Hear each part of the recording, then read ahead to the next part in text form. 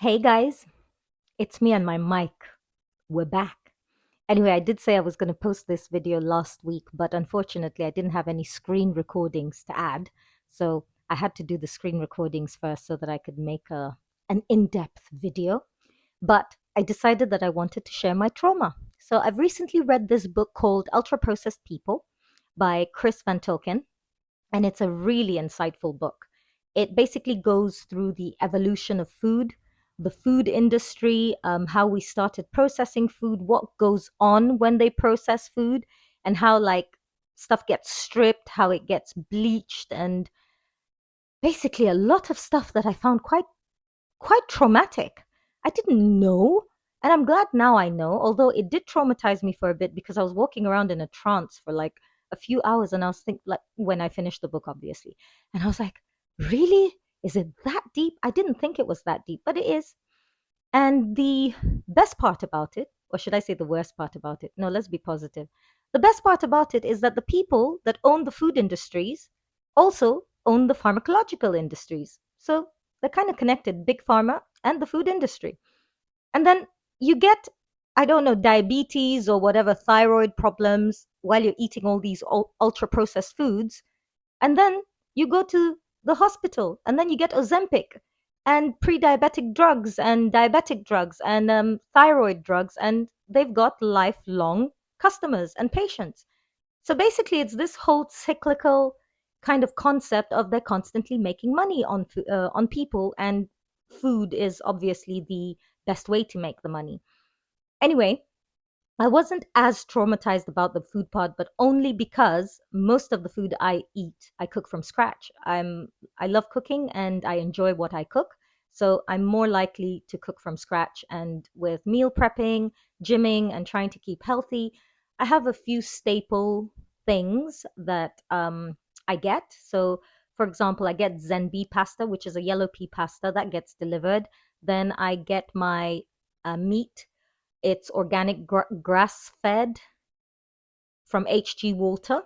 And then I get quinoa from a place called Sussex Foods, which is all the quinoas, the black, red, white quinoa. It's all organic. And don't forget, even organic, it's like still not completely clean, but at least it's better than eating stuff that you buy directly from the store. And I think this helps me a lot with keeping kind of healthy, but it's really, really sad to hear the kind of stuff that goes on in the food industry. Now, in the stores, I usually just buy fruits and veggies. And my aim is to at some point be able to have like a hybrid role where I can go every Friday to Borough Market and buy like veggies from the farmer's market. But for now, we're okay. So obviously, you can't stop ultra processed food completely, but at least you can make little changes like TV dinners, all these dips we buy in the store, we can make them ourselves. And granted, it takes time, it's tedious, there's always washing up to do. But a little bit of effort, maybe get a partner involved, get your friends, your housemates involved, and do it, I don't know, like a team. Maybe it'll help. But anyway, I was really traumatized by this book. So I thought, let me share my trauma with all of you. The other day, I walked into a store, finished scanning all the barcodes of the food I wanted to buy, and I came out with nothing. I bought water and came out, and I was depressed. I was like, what the did it did did it did? And I couldn't believe it. Like every single thing I picked up was ultra processed. And the worst part of it is I had these really cool snacks like yogurt break and Alpine something something. And they're like, oh, just 70 calories a bar. And I was so happy with them. I was like, you know what? At least this keeps me off Haribo and stuff. And one thing that I realized is I couldn't stop eating them. So I'd never have just one bar, I'd have two or three bars. Now, after reading this book, I understand why. Everything is programmed and kind of created in within these foods to make you overeat. It messes with the satiety parts of your brain, so you're always hungry. And now I'm thinking about it, like I get it why I can't stop eating those particular things, because they're delicious and they're actually created to make me want a second helping. And there was another really, really interesting thing that he said. where he was talking about all these additives that get added into the food, the emulsifiers, the coloring, the flavoring. And he was like, that's why people are not growing as tall as they used to. Because as a child, when you start a child off on ultra processed food, what happens is that it stunts growth. And I'm like, hey, my life. But guys, cosmetics, my face is going to be breaking out for the next 2 months because I'm now changing all my cosmetics. I used to buy something called Botanics because it's all organic and botanical and it's Boots. They did a collaboration with Kew Gardens. I have scanned it. It is terrible. It's even got something hazardous that is like cancer causing. I was like, see these people. Anyway, it was simple face wipes that killed me. I was like, you know what? At least I'm just going to get my simple face wipes. It's all going to be okay, Betty. It's all going to be okay. We're going to research. We're going to find something else.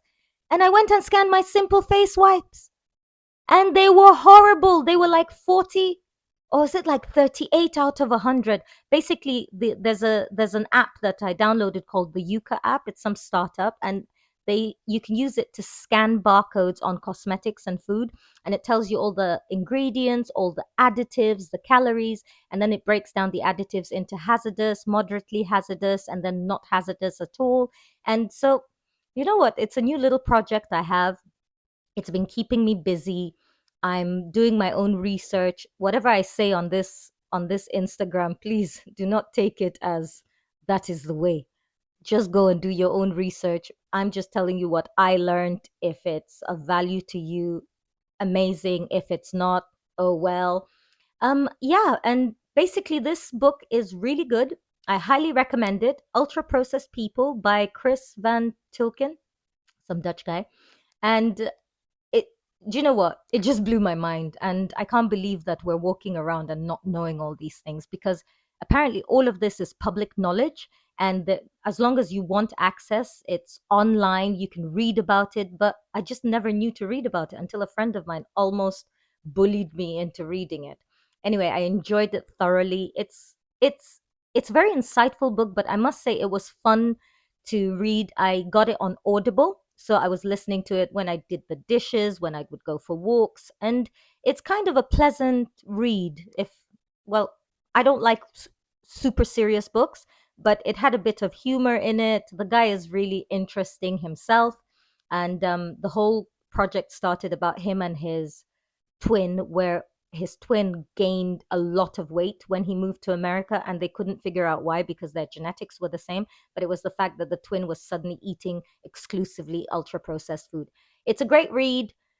It's very educational, very insightful, and it might be of help for people who have kids because you might want to know what your children are eating and if there's any way for you to feed your children a bit healthier. I get it, time, effort, life is hectic, but we do what we can. And yeah, this was the most serious video that I think I'm ever going to post on my Instagram because please me, I want to laugh and I want to be positive. But that shit was not positive at all. In fact, I was all but turning into a conspiracy theorist throughout the book. Anyway, guys, love and light and have a great Sunday. And I'm going to add some screen recordings of how I use the Yuka app. And perhaps somebody might find this useful. Peace. Now, what do I do? You just open the Yuka app, you tap on the barcode icon, you scan your barcode, and then it shows you the ingredients in whatever product you've scanned. It shows you what additives it has. It then kind of subdivides the additives into hazardous, moderately hazardous, and non-hazardous at all. You can also find, when it says something is poor, it also gives you some recommendation of different products that are similar but are better quality. I don't know, it's been fun experimenting with the Yuka app. It's taken a bit of time. At some point, I was in the store like an inspector, just scanning everything. Oh my God, I was scan happy. And I was doing it all over the place. So I've given up on that. Now I research stuff online and then I go into the store and just scan it. And then if it passes the Yuka app, I buy it. If it doesn't, oh well, we have to find something else. So yeah, if anyone tries it and has fun with it, holla at me, let me know. But so far, this is probably the most serious I've ever been in my life.